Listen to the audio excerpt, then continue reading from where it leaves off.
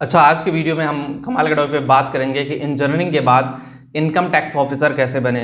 बहुत सारे लोगों का क्वेश्चन मार्क होता है कि सर क्या मैं इंजीनियरिंग के बाद इनकम टैक्स ऑफिसर बन सकता हूँ। बिल्कुल बन सकते हो। आज की वीडियो में हम इसी टॉपिक पे बात करेंगे।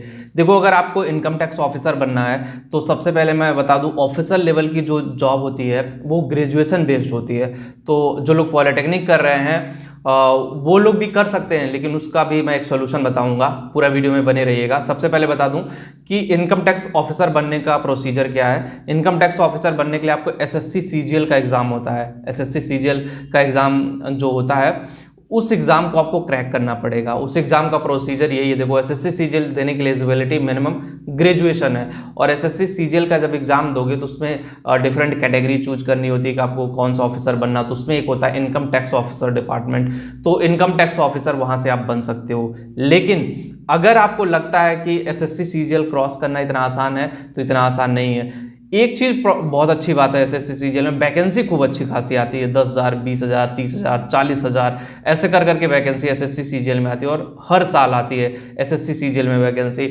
और एसएससी सीजीएल क्रैक करने वाले मैक्सिमम, एक डेटा आपको मैं प्रोवाइड करा दूं कि 80% जो हैं वो इंजीनियरिंग स्टूडेंट हैं एसएससी सीजीएल को क्रैक करने वाले। और ऑब्वियसली आप भी एसएससी सीजीएल क्रैक कर सकते हो। अब बात आती है कौन से स्ट्रीम वाले कर सकते हैं। Electrical, electronics, mechanical, computer science, जिस भी स्ट्रीम से आपने इंजीनियरिंग किया, हर स्ट्रीम वाले एसएससी सीजीएल एग्जाम को क्रैक कर सकते हैं। ये गवर्नमेंट सर्विस होती है। मैं आपको बता दूं, कुछ लोगों को कंफ्यूजन हो रहा होगा, ये गवर्नमेंट सर्विस होती है। सरकारी ऑफिसर बनते हो आप एसएससी सीजीएल क्रैक करने के लिए। उसमें प्रोसीजर होता है कि पहले आपको प्रीमियर एग्जाम होता है, फिर मेंस होता है, फिर दोनों एग्जाम क्रैक करने के बाद फिर आपको इंटरव्यू के लिए बुलाया जाता है। और इंटरव्यू में चीज़ें सामने रखी जाती हैं कि ऑब्वियसली कि कौन सी चीज़ें आपके लिए सही हैं, कौन सी चीज़ें नहीं सही हैं। तो इंटरव्यू का प्रोसीजर भी वही है कि आपको फ्रंट में एकदम चीज़ें डिस्प्ले कराई जाएंगी कि ये चीज़ इस तरह से, ये चीज़ इस तरह से, ये चीज़ इस तरह से काम करती है। और उसके बाद इंटरव्यू में जब आप पास हो जाओगे तब जा करके आप ऑब्वियसली इनकम टैक्स ऑफिसर बन सकते हो।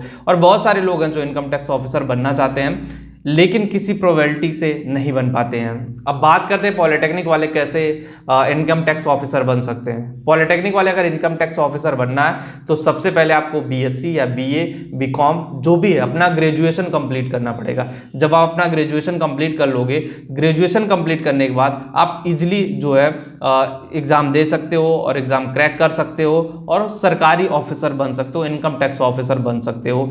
तो दो सिनेरियो, एक तो डायरेक्टली बीटेक वाले जो हैं वो एग्जाम दे देते हैं, दूसरा पॉलिटेक्निक के बाद आप ग्रेजुएशन करिए, ग्रेजुएशन के बाद फिर जाकर के आप एसएससी सीजीएल का एग्जाम दे सकते हो।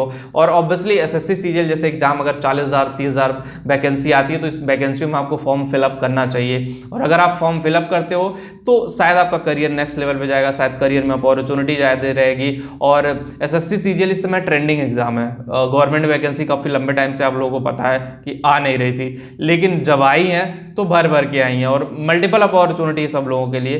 तो आप लोगों में से जो लोग भी एसएससी सीजीएल का एग्जाम देना चाहते हैं, एसएससी सीजीएल में सेलेक्ट होना चाहते हैं, उनके लिए एक बेहतरीन अपॉर्चुनिटी है और आप लोग इसका फायदा उठा लीजिए तो बेहतर रहेगा। क्योंकि अगर आप इसका फायदा नहीं उठा पाए तो शायद चीज़ें आपके लिए बेहतर वे में काम नहीं करेंगी और ऑब्वियसली आपको मल्टीपल चीज़ें हो जाएंगी, कॉन्फ्लिक्ट होंगी कि ये चीज़ नहीं है, वो चीज़ नहीं है, इस तरह से नहीं है, तो शायद चीज़ें वहाँ प्रॉब्लम क्रिएट कर सकती हैं। और एक चीज़ मैं आपको और कहना चाहूँगा, देखो अगर एसएससी सीजीएल एग्जाम आपको देना है तो पहले से प्री प्लानिंग कर ले कि मुझे एसएससी सीजीएल देना है, उसका सिलेबस क्या है, किस टाइप के क्वेश्चन पूछे जाते हैं, कितने नंबर ऑफ क्वेश्चन होते हैं, टाइम ड्यूरेशन क्या होता है, ये सारी चीज़ें आपको जानकारी होनी चाहिए और तभी जाकर के आप इंजीनियरिंग के बाद इनकम टैक्स ऑफिसर बन सकते हो।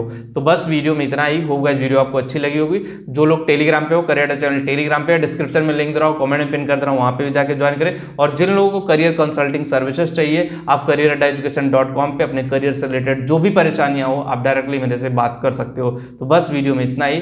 Thank you.